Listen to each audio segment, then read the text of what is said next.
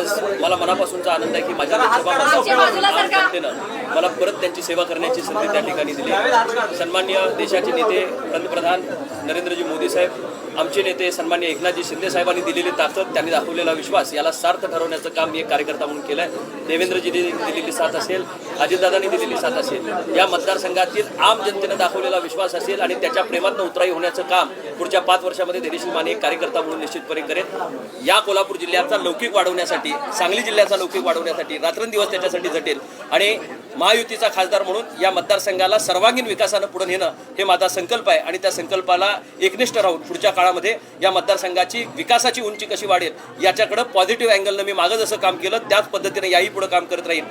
जी टीका माझ्यावर मागच्या 5 वर्षामध्ये या ठिकाणी झाली त्याचं उत्तर आज लोकांनी मतपेटीतनं या ठिकाणी दिलेलं आहे आणि परत एकदा विजयी गौडदौड या मतदारसंघातनं शिवसेनेची, बाळासाहेब ठाकरेंच्या विचारांची, बाळासाहेब मानेंच्या विचाराची परत एकदा या ठिकाणी सुरू झाली। महायुतीच्या सर्व या नेत्यांनी आपल्याला दिलेली ताकद याच्यावर मला मनापासून आपल्या सर्वांचं या आपल्यामार्फत या ठिकाणी ऋण व्यक्त करायचं आहे।